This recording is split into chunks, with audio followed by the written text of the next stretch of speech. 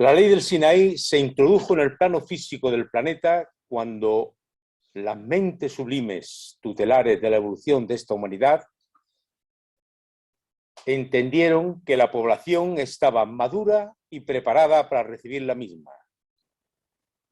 La ley, componente fundamental, emanada del Padre Celestial, para conducir y llevar a esta humanidad al siguiente nivel de evolución, fue dada a nuestro Mesías instructor de humanidades en la personalidad de Moisés, para enseñarla, divulgarla e instruir que el conocimiento y cumplimiento de la misma nos haría trascender este nivel de evolución.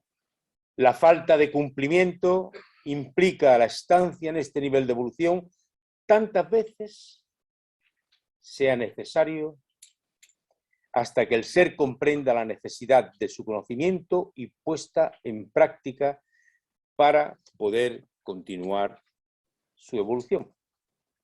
Un elemento importante a tener en cuenta es que el pueblo de Israel, por creer en un solo Dios, tenía toda la tierra fértil para poder sembrar la ley divina.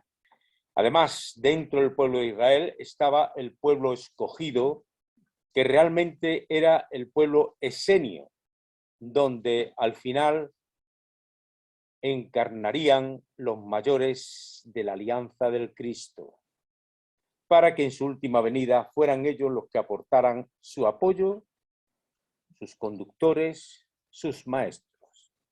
Este apartado es importante que tengamos en cuenta, el que voy a leer, a todos los efectos. La comprensión de cada mandamiento tiene muchos matices, dependiendo del nivel de evolución de la persona que lo está recibiendo. Va desde las almas más primitivas, que acaban de entrar recién del mundo animal, hasta el Mesías, incluso los fuegos magnos o el mismo Padre Creador. Por lo tanto, los mandamientos no se deben aplicar con rigor a otros y debemos asumir que cada uno entienda el mandamiento no como nosotros lo entendemos, sino al alcance de la capacidad que tenga el ser en ese momento. Tengamos esto muy presente porque cada persona tiene su nivel de evolución y consecuentemente su nivel de entendimiento. Esto es muy importante, ¿eh? Porque, bueno, cada uno tiene su entendimiento y pueden surgir discrepancias. El que está en su nivel puede entenderlo de otra forma, pero el tema es que es inamovible, es inmutable la ley y no se puede cambiar, aunque tengamos otro sentido. La ley es la ley. Otra cosa son nuestros criterios y nuestros pareceres. Bueno, entonces voy a dejar para el final el primer y el 10º mandamiento, por ser estos la compilación de los demás. Tengamos en cuenta que la ley es amar a Dios sobre todas las cosas y al prójimo como nosotros mismos. Pero la descripción más detallada de esa ley son los 10 mandamientos que el Divino Maestro en su personalidad de Moisés dio al pueblo de Israel. Segundo mandamiento. No tomarás mi nombre para falsedad alguna, porque yo soy la verdad. Elemento básico es cuando las personas de un cierto nivel dicen no hay que jurar en vano. No se deben decir mentiras sustentándolas con la palabra de Dios. Y esto sucede porque todas las cosas que tienen que ver con el orden espiritual son sagradas. Entonces, cuando hacemos comentarios, cuando transmitimos conocimientos o pensamientos a otras personas, cuando se sustenta una forma de actuar, debe siempre basarse en la absoluta verdad. Uno de los ámbitos que más se puede faltar a este mandamiento precisamente es el ámbito espiritual. donde en nombre de las Sagradas Escrituras, lamentablemente manipuladas hasta la saciedad, se han creado y renovado, cambiado leyes divinas para satisfacer el ego inferior de las personas. Pero para ello existe una conciencia, una ética racional que te hace pensar o dudar de realizar ciertas acciones en nombre de Dios, que con facilidad se desprende que Dios nunca jamás ha podido establecer leyes que van de la mano de la avaricia, la injusticia, el despotismo, etc. Aquí se contempla también el hecho de tener facultades psíquicas y el uso que hacemos de esas facultades. Por ejemplo, comercializar con las facultades psíquicas nos saca de este mandamiento, porque al tener una facultad psíquica hago uso de la energía divina, y la energía divina es de Dios. Yo soy su instrumento. Si hago una acción a través de esta capacidad psíquica, jamás, nunca se debe cobrar, porque esto no es hacer uso de la voz de Dios como verdad, como la verdad que Él es. Y ahora reitero que, lógicamente, dentro de la infinita casuística que se da en el mundo, habrá muchos casos de todo y muchos casos que la ley contemplará de una forma favorable o no. Pero siempre será la ley quien lo haga, la divina sabiduría. Tercer mandamiento. Me consagrarás un día en la semana y será para descanso de tu cuerpo y alegría de tu espíritu. Este mandamiento es como un llamado de la ley a la personalidad para que el ser vaya tomando conciencia de que la vida no es solamente trabajar, comer, reír, llorar, disfrutar, etc., sino que la vida tiene un algo interior, una conexión necesaria con Dios, de acuerdo siempre con el nivel de evolución que uno esté. Este llamado es básico y viene muy pegado al instinto. Todo se realiza por conservación. Trabaja, vive, pero en los seres iniciales no vive para su espíritu. Entonces, a medida que la evolución se va desarrollando, este mandamiento va cambiando de acuerdo al nivel de evolución del alma y al anhelo que tiene en su libre albedrío de querer evolucionar. Es decir, cuanto más evolución va alcanzando, más tiempo le dedica a la divinidad y lo aplica a todo en su vida, a sus acciones laborales, académicas, familiares, en el ambiente social. Todo prácticamente lo va realizando a través del filtro de la divinidad y su dedicación es por entero a la divinidad, sucediendo que poco a poco va incrementando su acercamiento a la divinidad sin tener que pasar necesariamente por su dedicación a Dios desde la parcela eclesiástica que nos sitúa en un convento, monasterio o iglesia, sino que se realiza conforme a su conciencia desde la parcela social que corresponda por ley.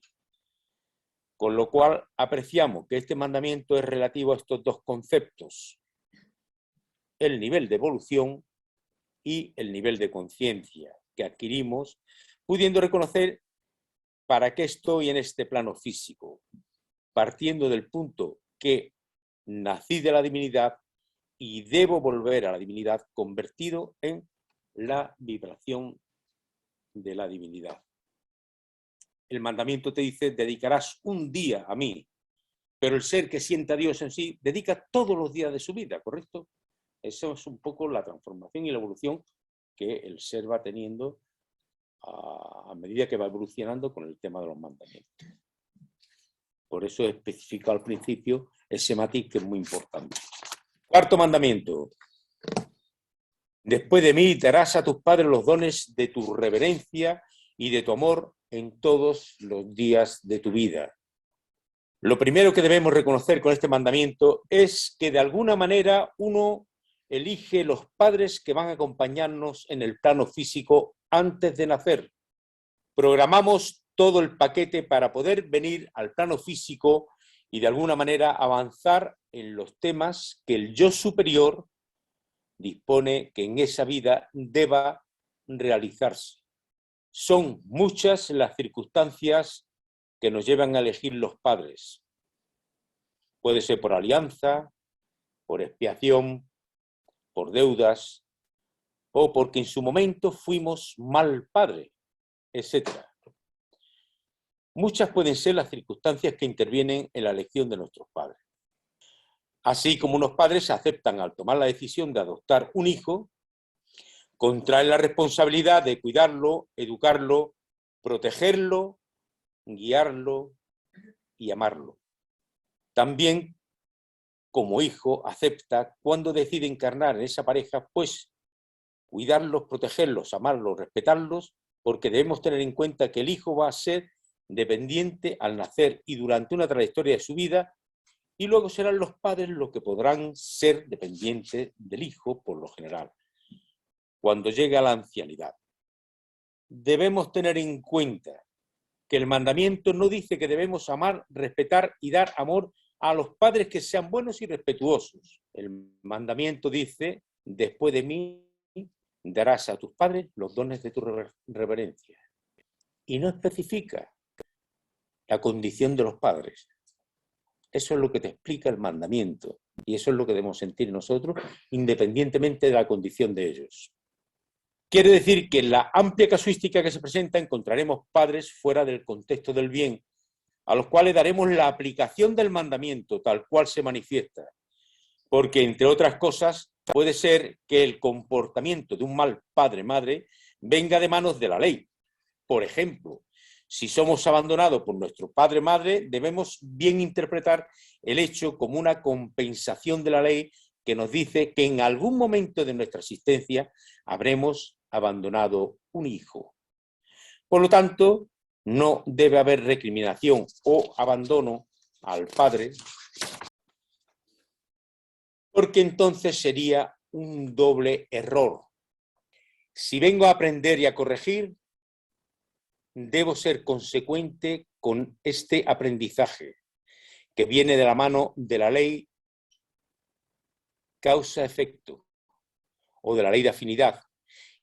Y así en cualquiera de los casos hostiles que se pueden presentar, con la particularidad que aquellos padres que presentan mayor condición de agresividad, hostilidad, etc., precisamente son los que más amor necesitan recibir. Si no, ¿dónde van a encontrar esos seres el paradigma que les haga reflexionar y cambiar sus comportamientos? Tener paciencia, tolerancia, comprensión ante aquellos actos violentos, hostiles, propios del despropósito. Aceptarlos como son. De eso se trata el amor. Y esto es lo que resaltará la evidencia que somos verdaderos discípulos de nuestro Divino Maestro, genuinos hijos de Dios. Actuar con los demás como nos gustaría que nos trataran a nosotros en cualquiera de las circunstancias de la vida. Quinto mandamiento. No matarás a ningún semejante tuyo, porque yo soy el dueño de toda vida.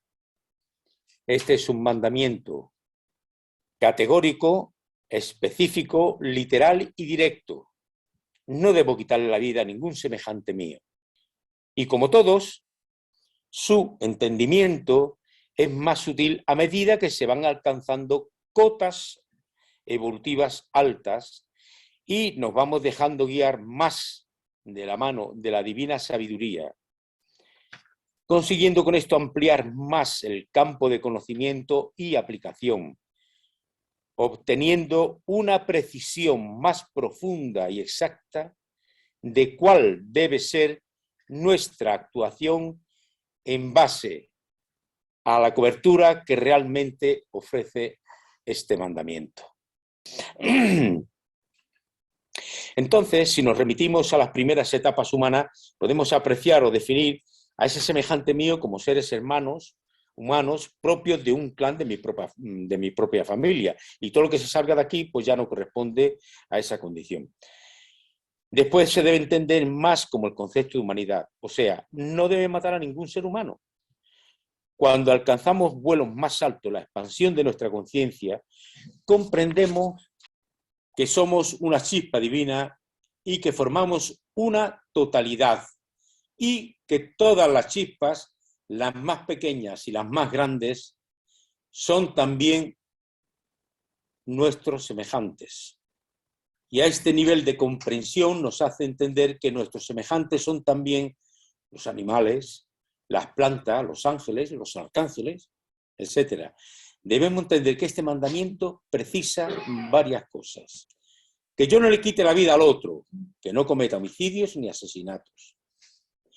No abortar, porque si el Padre Celestial permite a un alma tomar materia, no está en la decisión de aquellos que son los facultadores los facilitadores de la entrada al plano físico, negar esa posibilidad, porque el dueño de toda vida es el Padre Celestial. El suicidio, yo no soy dueño de mi vida, la vida fue un don que el Padre Celestial me dio, y aunque yo tenga el don del libre albedrío, este viene acompañado de la ley causa-efecto. Por lo tanto, el mandamiento lo dice bien claro: yo soy el dueño de toda vida, y por el mero hecho de disponer del libre albedrío, no implica que yo pueda matarme si quiero. Aquí se puede hacer una distinción clara: aquellos que se suicidan directamente y aquellos que se van suicidando lenta y progresivamente, dependiendo de los hábitos de vida adquiridos.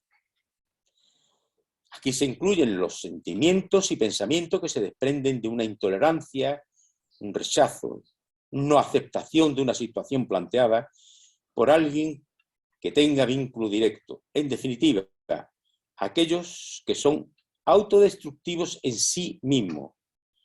Y esto lleva al suicidio inconsciente. Sexto mandamiento. No cometerás adulterio ni acto alguno que ofenda al pudor y dignidad humana. Bueno, en este mandamiento podemos distinguir dos partes. Por un lado, el tema del adulterio en sí, y por otro lado está la cometida de actos que ofenden el pudor y la dignidad humana.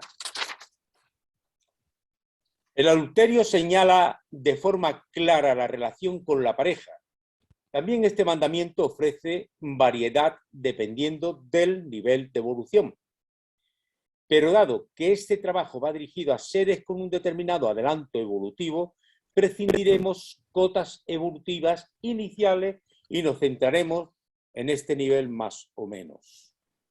Entonces, tenemos los que conocemos la obra de Arpas Eternas, una fuente referencial de datos importantes que nos hace poner la mirada en el comportamiento de aquellos que son más grandes en evolución y que tienen un avance en la virtud, en el buen hacer, en la sabiduría, y este resulta ser el mejor parámetro para ilustrar el contenido del mandamiento. Por lo tanto, podemos observar parejas como Boindra y Ada, Miriam y Joseph, entre tantos como refleja la obra.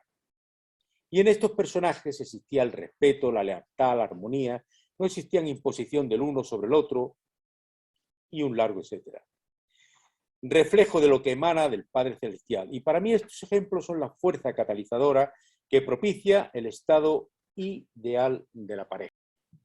Luego, esta parte del mandamiento es un llamado que nos lleve a pensar cómo es la situación del que es traicionado, burlado, del que está siendo abandonado por su pareja.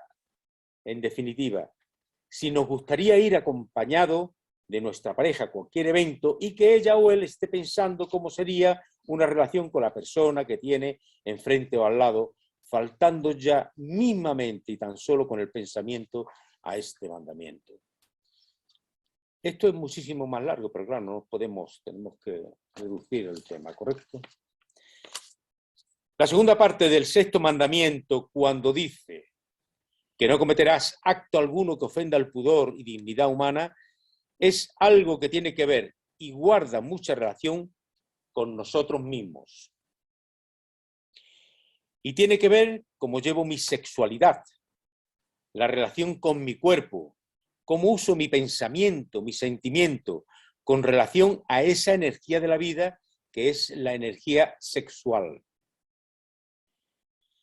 Entiendo que debo buscar la coherencia con el momento actual de mi evolución que estoy viviendo. Quiero decir, si no soy un animal, no debo portarme como un animal. Y si no soy un ángel o arcángel, tampoco debo comportarme como tal. O sea, todo se debe desarrollar en perfecto equilibrio. Si necesito la sexualidad, debo vivirla, pero de forma elevada con amor, para conmigo mismo o para con otro. Y no vivir con un celibato que no me corresponde, pues no nace de forma natural, y tampoco vivir como animal porque soy un ser humano. Por lo tanto, todo lo que sea ejercer con aberraciones en el campo sexual por debajo de nuestro nivel evolutivo sería transgredir este mandamiento. Digamos que este mandamiento está colocado como para hacer un llamado a la elevación, al pensamiento, para que tengamos directrices que nos lleven a controlar el instinto propio de la naturaleza física, que nos lleva a querer fomentar el placer en extremo de forma exacerbada. Por lo tanto, nos llama a buscar el equilibrio, evitando buscar la forma más extrema y exótica para alcanzar placer. Y esto ofende el pudor y la dignidad humana, creando adicciones degenerativas. El tema del pudor guarda relación con la pureza, con el respeto por uno mismo y los demás. Es el tema del amor. La dignidad es tener un límite, hasta dónde puedo llegar y qué lindero no debo traspasar, porque sería destructivo. Todo lo que me conduzca a la paz, a la alegría, a la armonía, está bien. Lo que me conduzca a la exacerbación, a la adicción, a la dependencia, al deseo descontrolado, está mal. Y como dije antes, esto también tiene más contenido. Séptimo mandamiento: no tomarás nada ajeno sin la voluntad de su dueño. Este mandamiento se ciñe al concepto de no robar, no ser usurero, no transgredir la ley del hombre, o sea, pagar los impuestos, evitar la piratería, o sea, comprar artículos originales. Antes de continuar con el mandamiento, hagamos un esbozo sobre la humanidad que Moisés llevaba a través del desierto. Humanidad que en un contexto general, como hemos detallado en la introducción, estaba preparada para recibir la ley. Y ese grupo de 600.000 almas lo integraban personas de una variedad extensa, personas de más evolución, unos que otros, de distintas condiciones sociales, de diferente conciencia. Incluso seres llegados de otros planetas por migraciones de leyes, y a Moisés le tocaba unificarlo en un solo pensamiento. Por lo tanto, podemos decir que el séptimo mandamiento es un mandamiento que presenta muchas vertientes en el contenido de una multitud humana variopinta que tenían el objetivo de vivir lo mejor posible a costa de cualquier situación. Y esto traía implícito el engaño, el abuso, fomentando conceptos como la picaresca, la astucia, la usura, no ser oportunista. En un mundo, el de aquel tiempo, dado principalmente a las transacciones comerciales y con la condición y el pensamiento de obtener abundancia económica, a costa de lo que sea, incluso de pasar por encima de las personas, esto sería una transgresión a este mandamiento. Entonces tenemos robar, que es fácil de entender. No debo quitarle nada a otro sin su consentimiento. El tema de la usura lo hemos explicado. Abusar del otro para mi propio beneficio. La piratería es obtener beneficios fraudulentos a costa del trabajo de otro. A nadie le gustaría que en un acto creativo realice cualquier obra que le va a permitir su modus vivendi y ver cómo otros plagian, copian o piratean esos trabajos obteniendo el fruto que le corresponde al autor de dicha obra. En este mandamiento se ve de forma clara la máxima aquella de no hacer con otros lo que no queremos que nos hagan a nosotros. Por último, quiero expresar un pensamiento más sutil, de mayor conciencia, de comprensión. El Padre Celestial tiene la forma de hacerle llegar a cada uno el sustento para su necesidad, con lo cual debemos comprender que si tenemos a nuestro cargo personas que mantener y realizamos trabajo que nos dan ingreso de dinero para el mantenimiento de esas personas, nosotros no somos los poseedores de ese dinero, sino el instrumento que utiliza el Padre Celestial para hacer llegar el alimento a esas personas que Él está manteniendo. Pero Él no los está manteniendo, lo está manteniendo el Padre Celestial. Esto es un pensamiento más útil, claro, más elevado. Quiere decir que trabajamos, tenemos nuestros ingresos y alimentamos a nuestra familia. Es el modo que utiliza el Padre para hacer llegar alimento a esas criaturas. ¿Veis la sutileza, compañeros? Bien. De igual manera que les hace llegar a aquellos cuya vida está dedicada a labores de carácter espiritual mediante la solidaridad de otras personas que el Padre ya dispone, para hacerles llegar la parte que necesita. Entonces, si comprendemos y ejecutamos todo este entramado que establece la ley, es que estaremos dentro de este mandamiento. Octavo mandamiento: no levantarás calumnia ni falso testimonio en contra de tus semejantes. De este mandamiento destacamos en principio la intención que nos mueve a realizar nuestras acciones y la máxima de nuestro divino Maestro: la verdad te hará libre. El tema básico pasa porque las personas vivimos envueltos en nuestra propia realidad y no nos cuestionamos si esa realidad es una realidad creada por nuestra propia mente, y esto puede que nos lleve a vivir lejos de la realidad concreta. En la búsqueda personal que realizamos de las verdades de la divinidad, debemos aprender a vivir más allá de lo aparente. Y esto lo voy a repetir. En la búsqueda personal que realizamos de las verdades de la divinidad, debemos aprender a vivir más allá de lo aparente. Por una sencilla razón: en el contexto de la vida hay muchas cosas que oscurecen el verdadero sentido de la realidad. Por ejemplo, las corrientes planetarias, las fuerzas vivas, las fuerzas contrarias, los elementales y el deseo de tener razón. Este es un componente que nos hace ver no la realidad concreta, sino la realidad que a uno le parece. Entonces, pensando en este mandamiento que tiene que ver con la verdad, no mentir, es vivir con la verdad. Pienso que este mandamiento, porque nosotros al ser chispa de Dios debemos fomentar todo aquello que permita que la divinidad que habita en nosotros florezca. Por lo tanto, si yo soy una persona que miente, voy en contraposición de la divinidad, que es la verdad. Entonces, la evolución, que es acercarnos cada vez más a Dios, entonces entendemos que la mentira no encaja en un camino de evolución. Después debemos pensar en que los trastornos que vivimos con la mentira, pues a la propia vida, como consecuencia, que no vibran con la ley, todas las consecuencias que suceden de una mentira y sus derivantes y, bueno, todo lo que puede suceder con una mentira. Pierde como límite el borde de la realidad y pueden llegar a tener problemas mentales. Puede generar una demencia de cosas que no existen y que solo existen en la mente del que miente, con consecuencias dolorosas. Y puede llegar a ser fácilmente pasto de las fuerzas contrarias. Concluyendo, entendemos que este mandamiento es una protección que la divinidad nos ofrece en base a lo que pusimos al principio. Solo la verdad nos hará libre. Noveno mandamiento: no desearás los bienes ajenos ni pondrás tu deseo en nada que pertenezca al prójimo.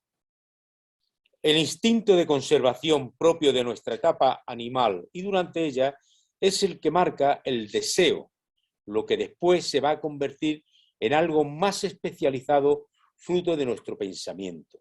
Se puede decir que el instinto es algo que me va a llevar a desear ciertas cosas, ciertas situaciones que van a mantener mi vida, mi confort, mi bienestar, y de alguna manera se traslada a los que viven cerca de mí, porque me interesa, ya que forman parte de mi vida. Entonces, cuando pasamos por evolución al reino humano, este deseo se puede convertir en un problema. Y este mandamiento nos habla de no desear lo que otro tiene, ya que evita generar en nuestro interno realidades como los celos y la envidia. Por lo tanto, la palabra deseo en este mandamiento implica algo que no está en orden, que no está correcto. Hay un paso en la evolución donde debo de pensar menos en mí y más en los demás. Cuando estamos demasiado pendientes de nosotros, todo para nosotros, todo termina en nosotros, lógicamente, cuando yo veo algo que quiero y lo tiene otro, no me puedo poner feliz por el otro. Y estamos lejos de la realidad, de que me tome el trabajo de empezar a aprender del otro para saber lo que hizo para obtener eso que tiene y qué deseo con tanto anhelo. Por ejemplo, si me encuentro con una persona inteligente, docta, con títulos académicos, que ha estudiado mucho, ha leído, si yo quiero ser así, yo tengo que observar que la persona es muy estudiada, disciplinada, que ha aprendido a escuchar de los autores lo que quieren enseñar. Y en esa medida yo solamente valoro, me admiro y me alegro por lo que el otro es, sino que también aprendo y encuentro el camino para ir sembrando nuevas flores en mi jardín interior. Pero si por lo contrario yo he dado este paso y solo sigo pensando en mí, estoy siempre expuesto a los celos y a la envidia. Entonces estamos en el posicionamiento de sentir que cada uno tiene lo que se merece, y no por enjuiciamiento, sino por esfuerzo personal. Por ejemplo, si yo tengo un cuerpo enfermo, será quizás porque no me amo demasiado y me abandono en la ingesta de alimentos que no debería tomar, el consumo de alcohol, tabaco, etc. Si soy una persona que tengo demasiado crecida mis debilidades, no he logrado dominar la ira, la soberbia, es por falta de oración para pedirle al Padre que me ayude en extirpar el veneno de mi santuario interior. La falta de introspección necesaria para irme puliendo. Entonces, soy lo que he querido ser, y con estos requisitos la envidia no cae, los celos no caen. La divina sabiduría actúa de forma correctora. Por ejemplo, si a mí el dinero no me hace bien porque hago mal uso de él, entonces se me retira. Si tengo compañías a los cuales maltrato y hago daño, entonces la ley nos deja solo, porque quedando en soledad se puede ir encontrando a Dios sin lastimar a otros. Entonces, ver lo que otro tiene, lo que no tenemos en este caso de este mandamiento, es no lo desees de una manera perniciosa. Por supuesto, los deseos perturbadores de la paz hay que tenerlos muy vigilados. Y en resumen, sobre lo que se debe aprender de este mandamiento, la mayor y más segura de las decisiones que uno puede tomar como buscador espiritual y como alma consciente está en el plano para evolucionar y no para otra cosa.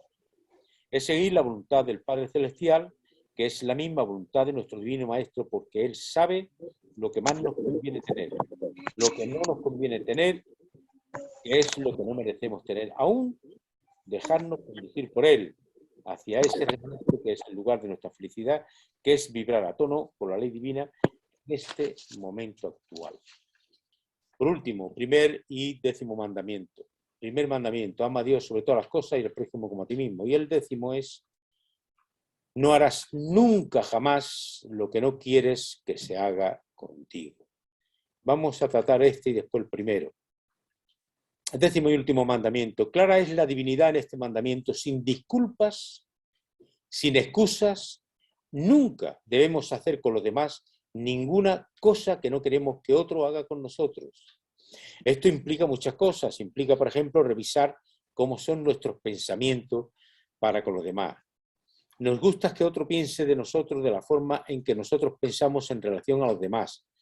Somos amorosos, compasivos, comprensivos, misericordiosos, piadosos, benevolentes. O por el contrario, somos enjuiciadores, criticamos, somos drásticos, impositivos, exigentes, cómo son nuestras palabras con arreglo a los demás, qué es lo que decimos sobre otros, primero cómo le hablamos a los demás, le hablamos con cariño, con respeto, cómo nos gustaría que nos hablaran a nosotros. Seguro que no nos gustaría que nos hablaran con dureza, con menosprecio, con falta de respeto, con mofa, con burla, intentando ridiculizarnos, con humillación. Seguramente que no. Entonces nuestras palabras deberían ser siempre bellas, armoniosas, cálidas, de consideración, de fraternidad y de amor. ¿Cómo son nuestros sentimientos para con los demás? ¿Qué sentimos? ¿Rechazo? ¿O trabajamos en ese rechazo y lo transformamos en carisma, cercanía, en amabilidad, en afinidad? Es cierto que la ley de afinidad existe y que somos más afines con unos que con otros. Y la ley no nos obliga, de hecho, de ser el íntimo amigo de todos los seres que se crucen en nuestro camino.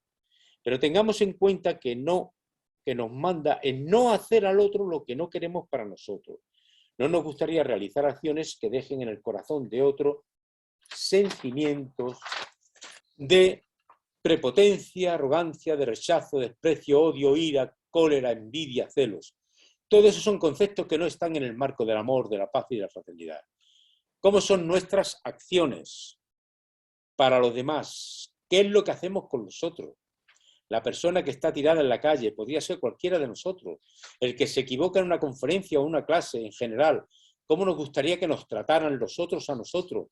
Tengamos presente lo que dice el mandamiento. Nunca jamás, y nunca jamás no es de vez en cuando.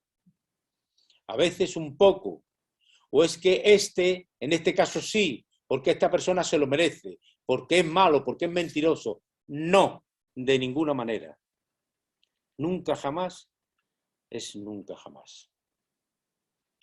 Cuidado con esto. La ley divina es suficiente maestra, suficiente madre para cada una de sus chispas. No vinimos a este mundo a crear justicia, a ejercer castigo, a pensar que somos el centro del universo. Para pensar quién sí y quién no merece nuestro amor, no. Todos, absolutamente todos, somos iguales porque todos caminamos el camino de la evolución. Todos hemos pasado por los reinos de la naturaleza y todos algún día llegaremos a ser ángeles, arcángeles, mesías, antorchas vivas, fuegos magnos, y todos en algún momento de nuestra existencia nos fundiremos en el origen sin excepción. Amar al prójimo como a nosotros mismos, vemos la concordancia con el primer mandamiento, o sea, el primero y el 10º. Es lo más básico de este mandamiento, no hacer con los demás lo que no queramos que otros nos hagan. Porque lo que hagamos mal con los demás, otros lo harán con nosotros. Y esta, podemos decir, es la primera cosa que aprende el alma a evitar. La ley que aprende el alma. A evitar la ley causa-efecto y a sembrar bien para cosechar bien, aunque el alma más avanzada no lo hace para evitar la causa-efecto. Lo hace por el anhelo de crecimiento, por el anhelo de evolucionar. Imaginemos que en nuestro mundo interno hay un huerto, que hay que cuidarlo, y para cuidarlo hay que observarlo, y para observarlo hay que ser valiente, y hay que querer de verdad crecer en el camino interior, sin importar el camino que hayamos cogido para acercarse a la divinidad. Pero sin cultivo interior nadie lo puede lograr. Decretando sol, cargando cuarzo con incienso, haciendo mantras, no se logra la evolución. Solamente cuando cogemos esa gran piedra de granito rosado que es nuestro mundo interior y empezamos a cincelar esas aristas y volverlas redondeadas para no lastimar a nuestros semejantes, es cuando lo estamos haciendo bien. Cuando protegemos a nuestros semejantes nosotros mismos, que es la máxima expresión primera del amor supremo, solamente ahí realmente sí estamos caminando por el camino del progreso interior, por el camino del florecimiento en la evolución. Y ya por último, primer mandamiento. Primer mandamiento, amar a Dios sobre todas las cosas. El amor a Dios por sobre todas las cosas, como hemos explicado, lo tratamos al final, porque es el mandamiento que abarca los demás mandamientos, como todos. Este mandamiento tiene también niveles de comprensión, según el nivel de evolución del alma que está tratando de asimilarla. Lo primero que ilustra este mandamiento es que existe un ser supremo, por encima de todas las cosas, que nos gobierna y que es el Todopoderoso. En una primera toma de contacto con los pueblos primitivos se observa la necesidad que tenía la humanidad aquella de crear dioses que le favorecieran en el desarrollo de sus vidas y en el instinto de conservación. El dios de la lluvia, el dios del agua, el dios del viento, el dios que proporciona la salud y un largo etcétera, a los cuales se les temía más que se les amaba. La siguiente fase es comprender que ese ser es el Padre, o sea, entenderlo más que comprenderlo, saber que allá en el cielo hay alguien que se le llama Padre. Después la fase donde se crean las religiones, porque el alma aún necesita los elementos estimulantes como los ritos, liturgia, etc. Y donde asociamos la fe a la necesidad, porque aún va aparejado el instinto de conservación. Por ejemplo, Padre, danos el pan de cada día, que no falte nuestro alimento en la mesa, que me vayan bien los negocios, que no nos falte el dinero, elemento siempre aparejado al instinto de conservación. Entonces, las religiones son proclives a fomentar este tipo de fe. Si nos percatamos un poquito, estas fases pasan por culpar a Dios de todo lo que nos pasa. Si hay enfermedad, si nos falta el dinero, si hay hambre, si mueren niños, en fin, un largo etcétera. Todo, absolutamente todo, se lo achacamos a Dios. Aún falta la conciencia de la ley de causa-efecto. Aún falta la conciencia de la ley de causa-efecto. Por último, un tercer nivel o fase donde ya sentimos que Dios es nuestro Padre y que nosotros somos sus hijos, que nos ama y al que amamos, y a partir de ahí empezamos el camino de conocernos y de conocerlo. Y en esta medida de conocimiento vamos comprendiendo que existen características que son las características de Dios, pero que nuestro cerebro las ve como leyes. Son 7 estas leyes, que son las características de Dios. Y aquí nos encontramos con el punto de bifurcación, donde hay seres que anhelan profundamente amarlo y florecen en ese amor, y los que se quedan en ese punto, que aunque tomamos conciencia de la paternidad de Dios, aún vivimos con la dependencia del abastecimiento y no dar al Padre, sujetos aún al instinto de conservación. El otro camino que podríamos definir como un cuarto nivel es propio de las almas que trabajan del entendimiento a la comprensión, del que yo soy parte del Padre Celestial y Él es mi Padre, y comienzan a aparecer en nuestra psiquis la presencia de esta idea: Señor, hágase tu voluntad y no la mía, porque tú eres la perfección y sé que tus obras van encaminadas para mi bien. Y podríamos tratar como un último nivel, el más avanzado, el más sutil, que es cuando yo comprendo y no entiendo. Ya no es cerebral, sino un sentimiento. Siento que soy una chispa de Dios y que Él está en todos los seres, en el aire, en las plantas, en las hojas secas, en el mar, en los seres humanos. Él es mi Padre. Y aunque existí siempre en Él, un día me regaló la divina y hermosa posibilidad de evolucionar y llegar a convertirme un día en Él mismo y dejar de ser una chispa, y dejaré de ser una chispa. Seré la hoguera completa, pensando, sintiendo y amando como piensa, siente y ama Él. Aquí llegamos a la fusión del alma con la divinidad y a entender lo que significa amar a Dios sobre todas las cosas. Que no es ya que se haga su voluntad y no la mía, sino que mi voluntad es su voluntad. Bueno, la conclusión es muy cortita, no te preocupes. Hemos llegado al punto final y estamos en el punto y final de este ciclo cósmico, de este curso cósmico evolutivo de 25 o 50.000 años, a los que hemos llegado aquí y a los que la divina sabiduría entiende que son merecedores de tener la oportunidad que corresponda. Se nos ha obsequiado con lo que hemos dado en llamar la obra. Libros que son reflejo de lo acontecido en este ciclo cósmico, extraídos de los archivos de la luz o acásicos, por los maestros ascendidos, llevados al plano físico gracias a la intervención de la que fuera Josefa Rosalía Luque Álvarez, familiarmente llamada Mamina. Hemos estudiado, conocido y comprendido la síntesis del pensamiento de la divinidad llevado a cabo a través de nuestro instructor de humanidades, nuestro divino maestro, que en su última encarnación fue Yahshua de Nazaret, ayudado por la infatigable e inestimable colaboración de sus alianzas. De forma global, se puede decir que el objetivo se ha alcanzado, ya que el planeta albergará una humanidad superior transformado en el sublime jardín de Yahshua. Y esta ley que hemos relatado ha sido la poderosa columna desde donde todos nos hemos proyectado para alcanzar ese objetivo, nuestro siguiente nivel evolutivo.